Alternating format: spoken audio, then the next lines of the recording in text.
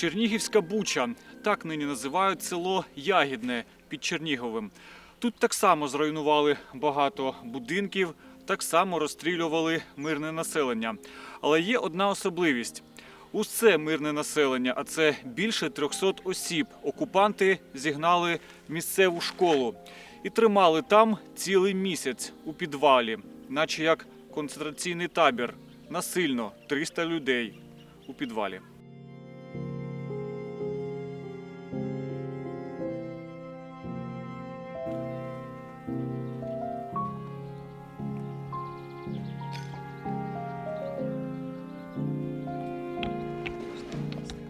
Другого числа. Ми якраз у кухні, окна ж здоровенні, дивимось. Їдуть, ото груша в нас на краю. Оттуда їдуть, завертають БТРи, танки, оце є все воєнне.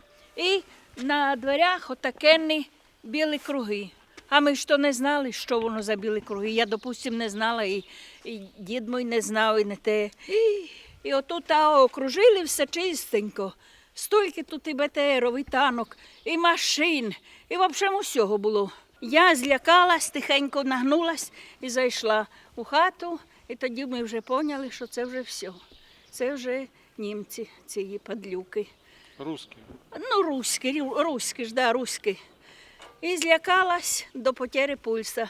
А вранці рано, та ще часов 7 утра, бо ще й нездорово так розвиднілось. Ідемте в підвал, ми вас поведемо в підвал. Повели ж оце сюди. Вони прийшли до вас в квартиру і сказали, що це буде? Да, ідемте в підвал. І оце нас один солдат, їхній ж падлюка, повів. А якось вони пояснювали, чому ви маєте йти у підвал? Ні, нічого ніхто не пояснював і нічого ніхто не питав діти, бо я до того перелякалась, що оце зараз не одійду зараз. Оце сюдою. Ішли ми у підвал, сюдою. А общий вход з тої сторони був. Вхід куди? Ну, сюди ж у підвал. Ага. А нас сюдою завели. А тоді ці двері забили. Ось у ці двері. Оці двері закривалися і відкривалися по часах. У 7 утра відкривались. Ну, і як нема бомбьожок, так тоді вони відкривались. А як є бомбьожки, так за це є. Закривали. А от відкривали і ви могли йти куди завгодно чи що? Ні, не куди завгодно. Тут дежурили ми, вони ж дежурили, падлюки ці. Отам стояло, а тут вони у ті двері, так була їхня санчасть, і склади їхні були, і тут кругом заставлено було їхніми БТРами, да всім на світі. А в цих дверях люди були, десь до 400 чоловік було тут. Вони нами защитний щит робили. Так це вже наші хлопці розказували, що обстановку всю обдивимось. І тут же вони між нами ходили, і ми, і боїмось, каже, стріляти, тому що ви ж між їх. І нас оце як защитний щит загнали, і ми сиділи, місяць сиділи. Ми там сиділи 360 чоловік у підвалі в школі.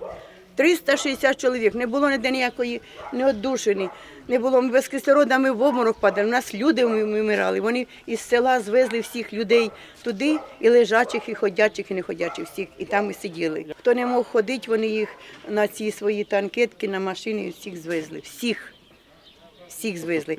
Потім уже, да, добровольно ніхто не йшов. Хто вже там почали тоді мерти всі, тому що не було кислороду, нам не вистачало, нам дихати нічого було, ми задихались там, бо там же це ж не бомбоубіжище, а просто школьний підвал. Так ми вже почали у стінах пробивати дірки, вони розрішили, щоб трошки воздуху.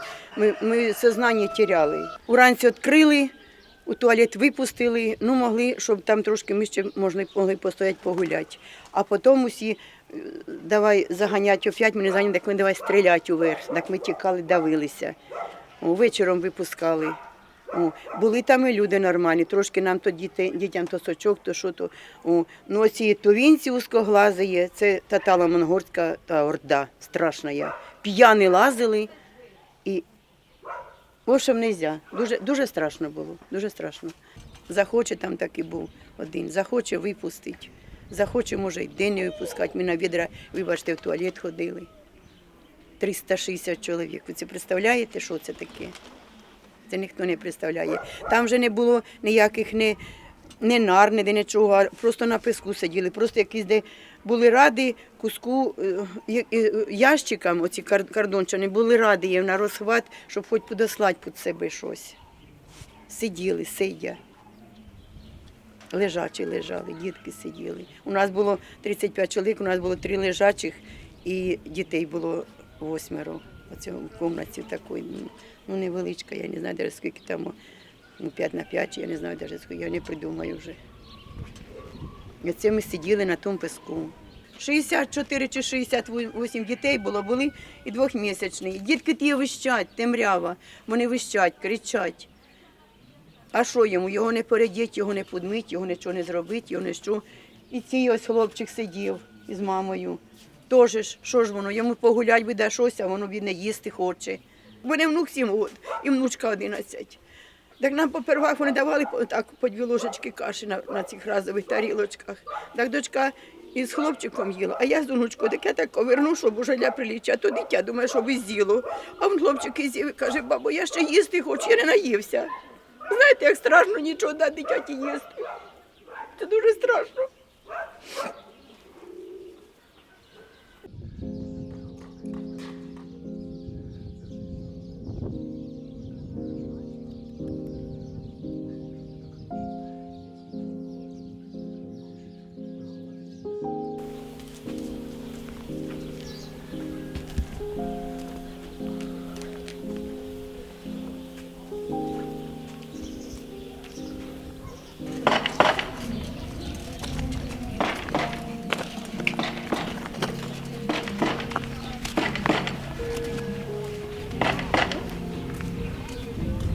У мене чоловік, інвалід 3-ї групи, він у мене ходить на палицях.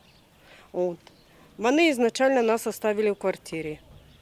Мы в квартире пробыли где-то до 5 часов вечера, потом они подогнали автомобиль, наставили на нас автоматы и сказали, вы пойдете там, где все. И он мусил ехать туда в подвал, ребята его опустили вниз, и он месяц лежал. Вот сейчас он лежит дома, он не может ходить. Раньше он на пальцах ходил, сейчас вообще не ходит. В них хоч якось пояснювали, чому ви маєте йти в цей підвал.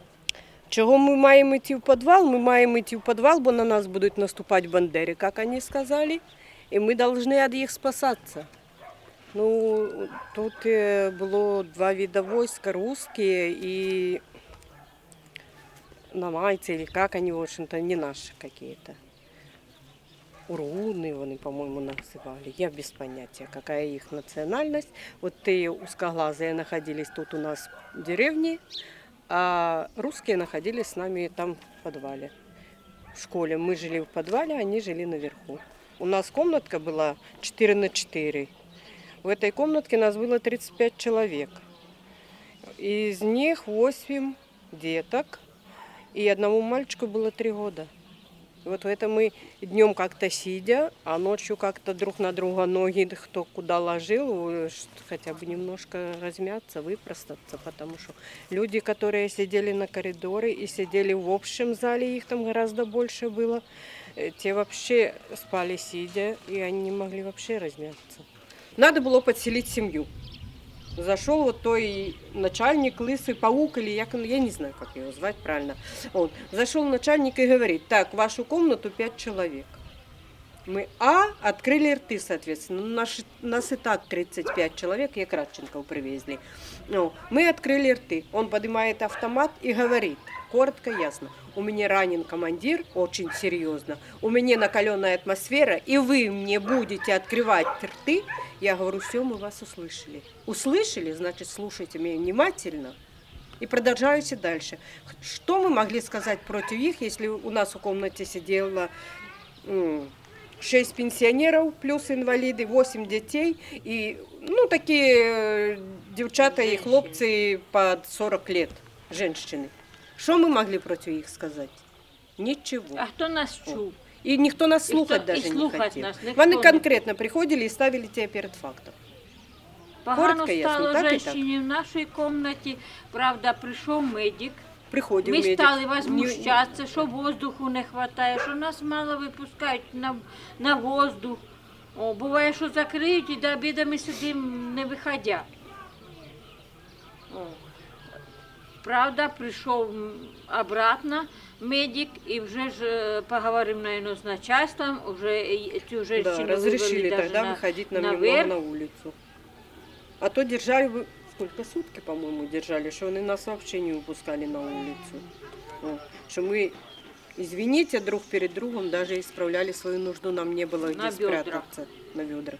А потом так быстренько выносим ведра в туалет и опять закрываем. Так что как-то так было у нас. О. А возмущаться, там возмущение наших, два слова и ты труп. Що І возмущатися? золотинки Що ми могли привезли проти хлопців, автомату якісь возмущатися? двох. Спустились вони до нас по ступеньках і все. Вони навіть на коридор не зайшли в той підвал. Через 10 минут їх забрали, за забор вивели, розстріляли і все.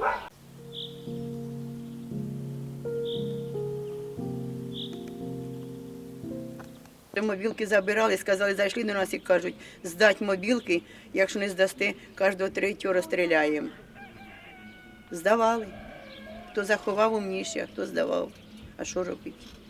Умирати то нікому не хочеться. І розстрілювали, і розстрілювали. Наших людей розстрілювали. О. А за що? Не за що. Не за що, можна сказати. Сусіда нашого розстріляли 30 років хлопцю. Не за що. Не за що. Просто на дворі він був, як оце вони приїхали, і він на дворі десь там був. Розстріляли і все.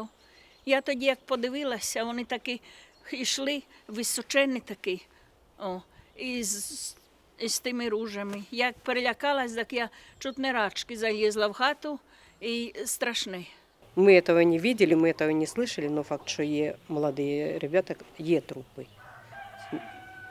Сколько было? Да я не... Подивись, 2 Шевченки немає, Тани нема.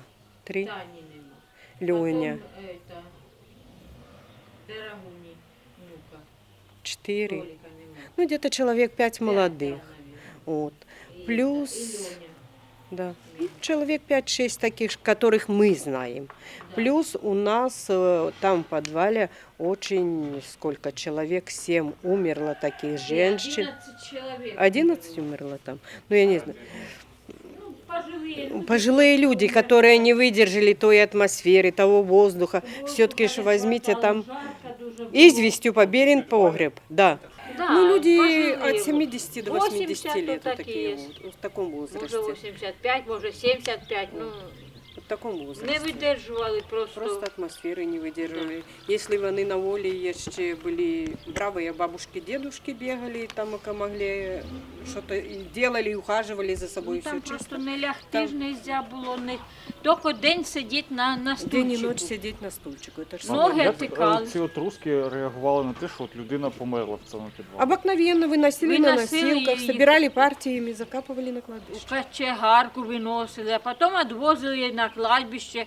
Наші хлопці ходили туди, копали ями і закидали туди. Я ж не знаю, скільки в одной чоловік. могиле, по-моему, 3, в одной и 2 человека было закопано. Вот сейчас же их откапывают, похоронят по-нормальному, а там просто закапывали и все. Мы завели, показали, что в квартирах делается. Это ужас, вот так, ванной, ведра. Все делали, что хотели. Одежа вся пополам. Ну, я имею в виду ведра, что они туда ходили и в туалет, и все чисто. Что хотели в ванной, то и делали. Понимаете? Вот так люди живут. Как объяснить? Да. А куда они ходили в туалет? Да, они в нашей ванной все делали, что хотели. Туалети то є, а вони ходили. Тут вони жили. Туїнці. Це один з погребів цивільних. Ага, це один з погребів цивільних. От. Заделали собі таку красоту, типа.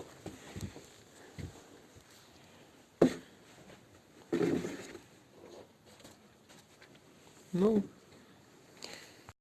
Я в этом самом начала кровати с шифонерью отдвигать. Это на смотру 3 двухлитровые бутылки мочи. Они подрезали горлышко, я выносила эту мочу, выливала. Она стояла прямо там. Они боялись выходить. Тобто вони отут жили і тут же срали? Да, да, они так жили. Вот. Это ужасно, это ужасно. Они постягивали в погреб наши матрасы, наши одеяла, наши подушки, наши ковры, все, все, все. У меня в зале, например, матрас они двухспальный затянули в зал, уголок поставили тоже в зале, як стоял к стенке. И потом постягивали с усіх домов, с усіх квартир подушки, одеяло, все, все, все, все, все.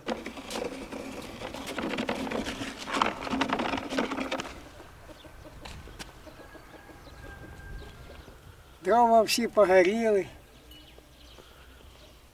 Будемо всім розбивати і топити.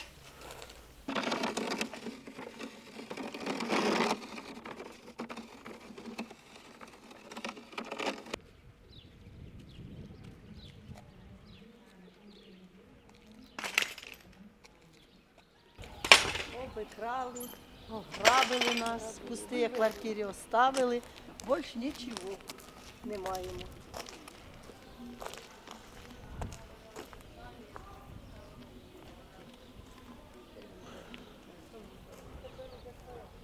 У меня, например, у сына был музыкальный центр, кинотеатр, плазму, все. Они что не могли унести, они то просто били. Интернет от компьютера у меня у сына стоял. Осталась клавиатура и монитор.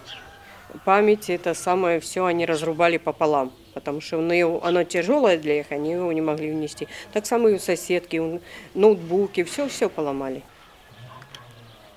Це русський вам поламав? Ну а хто я?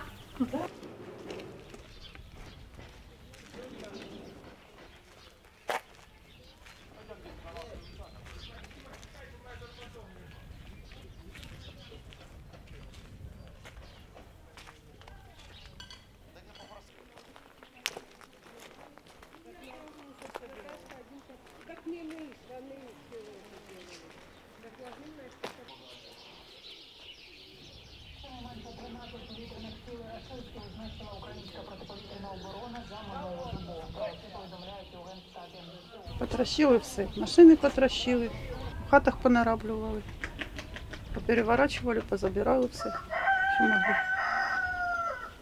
То вони з собою ваші речі забрали? Да. А що самі забрали? Начиная от трусов с носками, заканчивая драгоценностями и техникой. Труси з носками? Да. Ну, кого позабирали? Мне, слава богу, стиральная машинка на месте. Люди рассказывают, и стиралки позабирали, и диваны поразбирали, и все что угодно тянули. Ну, это у нас пока не было газа, мы готовили на огне. Сейчас нам газ дали, уже пока мы на газу готовим. Ну, нет уж электричества. Нету, нема нічого такого. Більш-менш зв'язь якась є. Хоч з родственникам перезвонив, сказав, що живий. Це у нас в дворі теж понараблювали. Тут машини стояли у людей. Там гараж був з машиною, теж розкорочили. Коли снаряд прилетел, видите, на втором этаже это соседей. Помимо угла, видите, все побитое, все.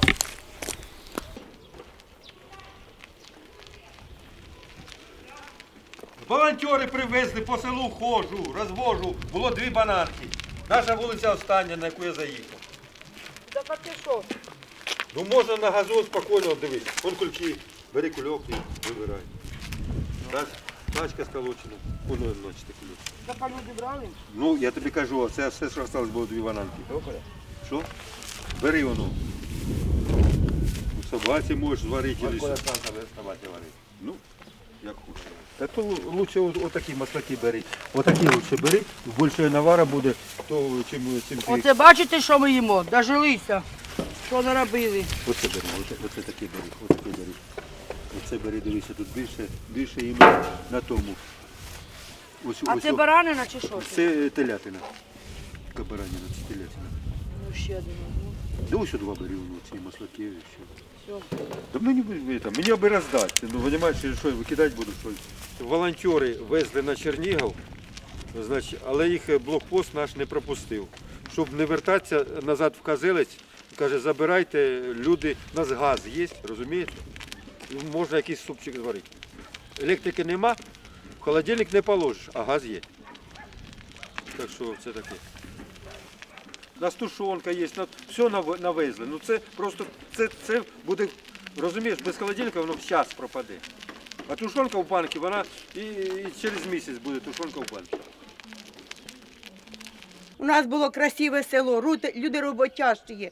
Ми пахали, ми сіяли. У нас худоби русські удивлялись, а у вас тільки, каже, м'яса в холодильниках, у вас стільки продуктів, закрутки, усього консервації. Вони удивлялися, ми роботящі. А що це зробили? Ми всі сидимо на пороховій бочці. Якщо він пойде, значить вже у нас нікого не буде бережити, вже у нас усіх розстріляє. Оце ми так сидимо і ждемо, що він нас розстріляє всіх. Уже буду стріляти. Раз уже їх погнали, значить другий раз він вже буде йти вже капітально. Оце ми сидимо і ждемо, коли нас постріляють. Оце так. Але Україна не має часу чекати свободи, не має часу чекати. Коли тиранія розпочала агресію проти усього, на чому тримався мир в Європі, потрібно діяти негайно. А так думка, а як вернуться. Перші ночі, так вони на ранок особливо мені сниться, що прийшли, злякалась, мабуть. Прийшли. Тут цап-цап, нікого ніде нема. Ой, оце таке горе, діти. Второго удара наша Ягодная не выдержит. Уже от нашего Ягодного осталось только мокрое место, одни стены. Надо добиваться до нашего правительства. Передавайте все мои слова, пускай они услышат, увидят это. И пускай что-то делает, чтобы это больше не повторилось. Потому что народ больше этого не переживет. Этого невозможно просто пережить.